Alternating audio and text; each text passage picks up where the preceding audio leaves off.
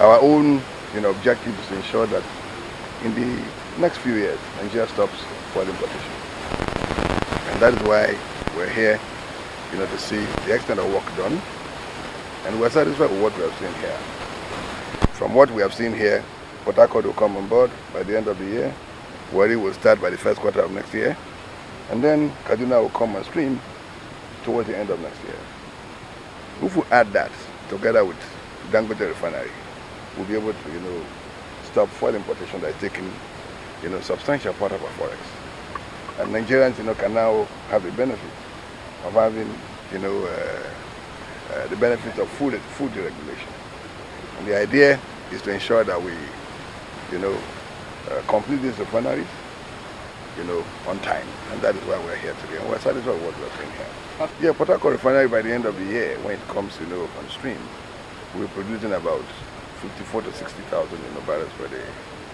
And then Warri will also, come on stream by maybe about February next year. We will produce about 75,000 barrels per day. And we believe that Kaduna will also come on by the end of next year. Then the whole of this Port Harcourt Refinery will be fully, rehabilitated by the end of next year. These things take time to do. But if we don't come to see here, we won't be able to know the extent of the job that has been done. We know gas is very, very important and we have it in abundance. And so the issue is that of trying to gather the gas to generate power supply and other applications that you need gas in the country. And the government is very desperate about it, intentional, that we will be able to bring in foreign investors to invest in the gas.